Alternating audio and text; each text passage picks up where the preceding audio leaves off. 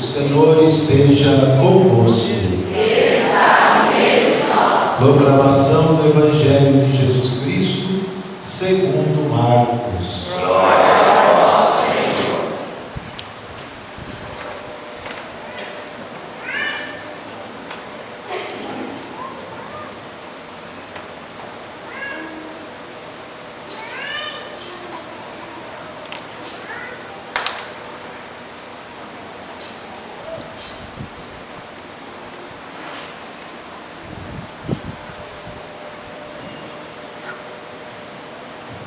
Naquele tempo, Jesus se manifestou aos 11 discípulos e disse-lhes: Ide pelo mundo inteiro e anunciai o Evangelho a toda a criatura. Quem crer e for batizado será salvo. Quem não crer será condenado. Os sinais que acompanharão aqueles que crerem serão estes: expulsarão demônios em meu nome, falarão novas línguas, se pegarem em serpentes ou beberem algum veneno mortal, não lhes fará mal algum. Quando impuserem as mãos sobre os doentes, eles ficarão curados. Depois de falar com os discípulos, o Senhor Jesus foi levado ao céu e sentou-se à direita de Deus. Os discípulos então saíram e pregaram por toda parte. O Senhor os ajudava e confirmava a sua palavra por meio dos sinais que a acompanhavam. Palavra da salvação. Glória a vós, Senhor.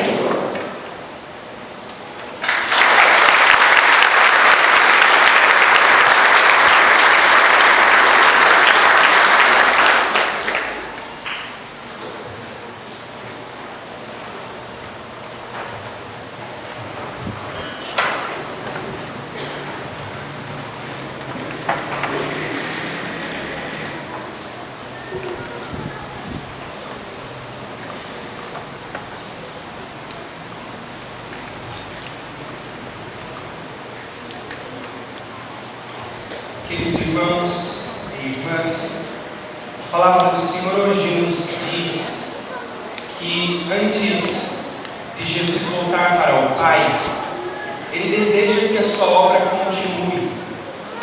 Jesus deseja que a sua pregação continue, que o seu ministério continue. E para isso, Jesus chama os seus colaboradores. Jesus chama aqueles e aquelas que têm a missão de dar continuidade à sua obra. E esses continuadores da missão de Jesus, por excelência, os apóstolos, mas depois dos apóstolos, cada um de nós somos chamados por Deus a também dar continuidade à missão do Cristo. Isso significa que a missão que nós recebemos, ela é uma continuidade da missão de Jesus. Nesse sentido, nós não temos autonomia, nós dependemos de Jesus. Quando nós nos colocamos à disposição do reino, à disposição da comunidade, eu não posso fazer o que eu quero do jeito que eu quero. Eu preciso ter consciência que a minha missão é consequência da missão do Cristo. Por isso Jesus diz em outra passagem da Escritura: o servo não é maior do que o seu Senhor, o mensageiro não é maior do que aquele que o enviou. O mensageiro, ele só tem razão de existir se alguém o enviar. O que prega só tem razão de existir se alguém o enviar a pregar. O cristão também só tem razão de existir porque alguém o enviou, porque alguém o capacitou, porque alguém o colocou na obra, colocou na missão. Isso significa que se nós estamos na missão, não é por iniciativa própria, mas existe alguém atrás de nós que nos escolheu, que nos capacitou e que nos enviou em missão. Isso é muito importante, porque quando nós compreendemos isso, nós vivemos o nosso ministério da melhor maneira possível, porque sabemos que isso não é nosso, é um dom de Deus. Se eu sei pregar, eu vou pregar com todo zelo e cuidado, porque eu sei que esse dom não me pertence, ele foi dado por alguém maior do que eu. Por isso eu não posso fazer deste dom, dessa habilidade, o que eu quero. Eu preciso fazer tudo de acordo e conforme aquele que me capacitou deseja. Quando Jesus envia os seus apóstolos, não envia os seus apóstolos, os seus discípulos, para uma missão diferente da dele, mas envia os apóstolos e os discípulos para dar continuidade. Nós estamos aqui hoje reunidos porque acreditamos nisso. Acreditamos que hoje é a nossa vez, agora é o nosso tempo, agora é a nossa vez de dar a nossa colaboração para a missão. E esse chamado que Jesus faz, ele é para todos. Nos apóstolos, nós identificamos toda a humanidade representada, todos os homens e mulheres de todas as raças, tribos, línguas e nações, que são escolhidos, convocados, capacitados e enviados por Cristo Jesus para quê? Para anunciar o Evangelho a toda criatura. Esta é a nossa primeira missão. Jesus nos envia para anunciar o Evangelho. A palavra Evangelho significa a boa notícia. E quem é a boa notícia por excelência? Jesus Cristo.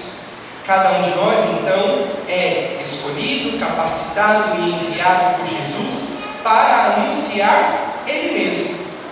Não importa o lugar que eu esteja, a missão que o Senhor me confiou, o objetivo é sempre o mesmo: revelar Jesus, mostrar Jesus, falar de Jesus, anunciar a palavra de Jesus, levar o amor de Jesus. Aqui nós temos habilidades diferentes, comunidades diferentes, pastorais diferentes, movimentos diferentes, associações diferentes, mas o objetivo é sempre o mesmo. O objetivo qual é? Ide por todo mundo e pregai o Evangelho a toda criatura. Nós precisamos compreender isso, porque aí, quando nós entendemos que o objetivo é o mesmo, nós eliminamos do nosso coração todo sentimento humano que às vezes nos faz querer trazer para dentro da igreja as rivalidades, as competições. Entre nós não existe isso, porque todos nós temos o mesmo objetivo. Se o nosso objetivo é anunciar Jesus Cristo, se a obra do irmão dá certo, Deus seja louvado. Se a pastoral X está produzindo frutos, Deus seja louvado, porque o objetivo é sempre o mesmo. A nossa meta é sempre a mesma, e a gente não pode de maneira alguma se enxergar como competidores, como rivais, como adversários. Não, isso não é o plano de Deus. Quando Jesus envia seus apóstolos e seus discípulos, envia cada um deles para um lugar, porque o Evangelho precisa chegar a todos os lugares, porque Jesus precisa chegar em todos os campos e em todos os lugares. Talvez eu, na minha limitação, não consigo chegar, por exemplo, dentro de uma empresa para anunciar o Evangelho, mas você que é operado lá dentro, chega. Talvez você não possa chegar dentro da UTI para anunciar o Evangelho, mas eu, como padre, chego. Talvez eu não consigo entrar numa escolinha de futebol para anunciar o Evangelho, mas você chega, então vá. Talvez eu não consiga chegar dentro de uma padaria para anunciar o Evangelho, mas se você chega, que bom que você chega. A gente precisa compreender que o mandato missionário de Jesus, quando Jesus nos envia, ele precisa de todos. Ninguém é de alguma forma assim deixado de lado. Todos nós temos a missão de fazer o Evangelho chegar em todos os lugares, em todas as situações. E se hoje nós olhamos para a nossa realidade e vemos que o Evangelho talvez não está chegando em alguns lugares, não está chegando em alguns corações, é porque talvez nós ainda não compreendemos ou ainda não assumimos a missão que Jesus nos confia. Jesus diz: ide por todo o mundo e a todos pregai o Evangelho. Nós precisamos compreender esta verdade. Eu disse que compreender que a nossa missão é consequência da missão de Jesus é muito importante.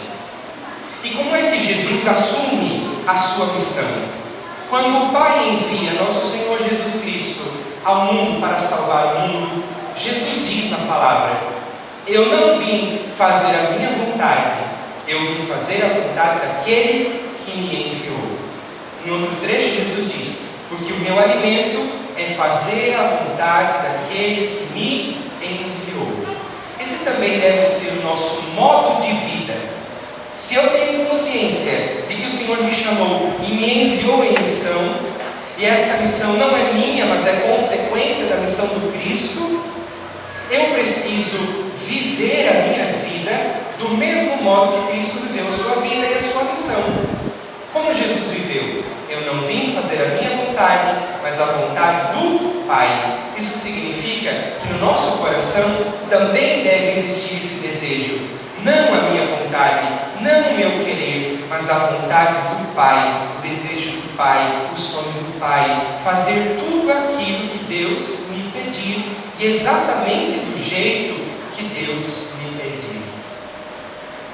Isso significa que nós precisamos ter uma virtude muito necessária na nossa caminhada de fé, uma virtude muito necessária na nossa caminhada cristã, chamada humildade. Quando ouvimos hoje a primeira leitura da carta de São Pedro escrevendo diz assim: caríssimos, revesti-vos de toda humildade no relacionamento mútuo, porque Deus resiste aos soberbos, mas dá a sua graça aos humildes. Se nós queremos, que o nosso ministério dê fruto, se nós queremos realmente assumir o chamado de Deus na nossa vida, a vocação de Deus na nossa vida, nós precisamos nos revestir com humildade. A humildade, talvez a gente hoje tenha uma compreensão deturpada do que é a palavra humildade. Mas o que é ser humilde? Bom, a palavra humildade vem de humus, que nos lembra a terra, de modo especial o esterco. A humildade é a virtude que vai fecundar o meu apostolado, assim como o esterco fecunda a terra e a plantação. A humildade que São Pedro nos recomenda na palavra de hoje, ela significa reconhecer que eu sou totalmente dependente de Deus. O humilde é aquele que reconhece que ele, por ele mesmo, não é nada e não é capaz de nada. A humildade que Jesus nos propõe, de modo especial hoje, São Pedro, na carta de São Pedro, é exatamente essa postura. Se eu me coloco no serviço da missão, da pregação do Evangelho, na vida de comunidade, eu preciso ser humilde. E ser humilde significa ter consciência de que eu necessito da graça de Deus. Reconhecer que eu sou limitado e que eu sou imperfeito. Reconhecer que Deus é quem faz tudo. Deus é quem chama, Deus é quem escolhe, Deus é quem capacita, Deus é quem faz crescer. Eu apenas estou dando a minha colaboração. E se hoje eu estou à frente, eu tenho certeza de que a partir de alguns anos ou alguns meses eu não estarei mais.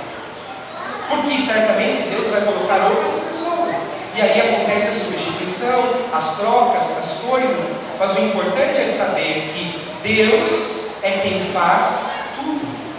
E eu dou a minha colaboração. Eu ofereço a minha voz, eu ofereço o meu tempo, ofereço as minhas habilidades, mas a obra é Deus quem realiza. Por isso é importante que nós nos revistamos, como diz a palavra, de humildade. Talvez a gente hoje pense que humilde é aquele que fica se desmerecendo. Aquele que fica se desmerecendo não é humilde. Isso é falsa humildade. Por trás daquele que se desmerece, existe um orgulhoso em pé de cordeiro. Porque aquele que fica se desmerecendo, no fundo espera confetes. Ah, mas eu sou assim, não sei o quê. Aí a gente espera que a pessoa fale, imagina, você não sei o quê. O humilde não é aquele que pensa menos de si, mas é aquele que pensa menos em si. É muito diferente. Humildade não é pensar menos de si ou se desmerecer. Humildade é reconhecer a sua verdade, aquilo que eu sou. E o que eu sou? Criatura de Deus, amada, mas que tem os meus limites, os meus defeitos, as minhas imperfeições, e por isso me reconheço totalmente necessitado da graça de Deus. Um exemplo, por exemplo, de humildade. Uma vez falaram para São Francisco de Assis: Francisco, você é muito santo, você é muito bom, né? Você é um homem virtuoso, você é muito santo. E aí São Francisco diz assim: se não fosse a graça de Deus, agora mesmo eu me deitaria com a primeira prostituta que encontrasse pela frente.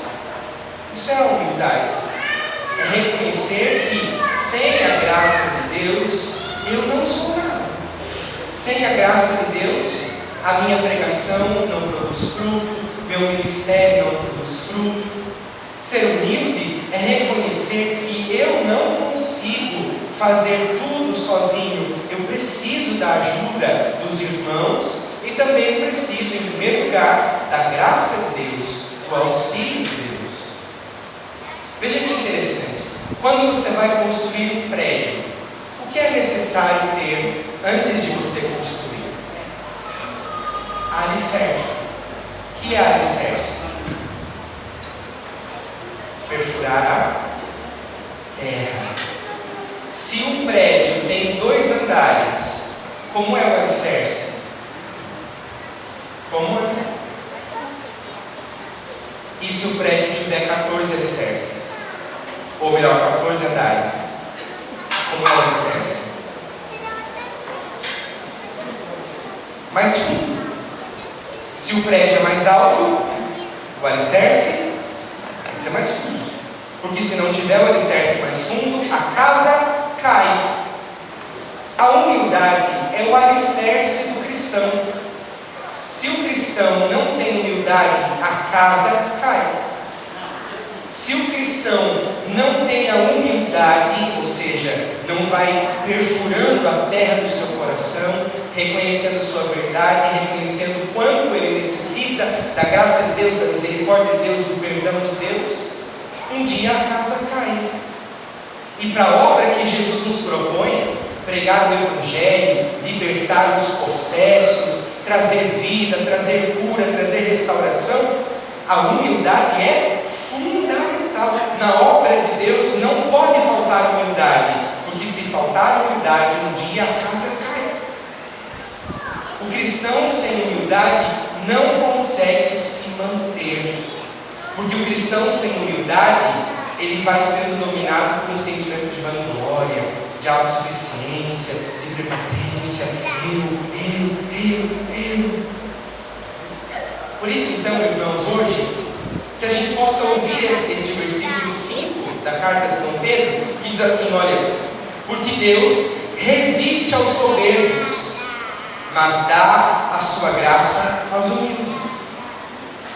Quanto mais eu me coloco diante de Deus e digo para Ele: Senhor, Tu és tudo, eu não sou nada, tenha misericórdia de mim.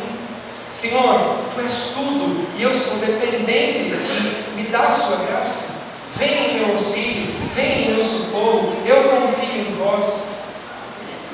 Quanto mais nós nos reconhecemos pequenos, quanto mais nós somos humildes, nós vamos afundando o nosso alicerce espiritual. E quanto mais Deus nos dá a sua graça, Ele vai fazer com aquilo que São Pedro diz: rebaixai-vos, pois, humildemente, sob a poderosa mão de Deus, para que na hora oportuna Ele vos exalte. Quanto mais eu, por mim mesmo, busco as grandes alturas, eu vou enfiando a minha vida no buraco, meu ministério no buraco.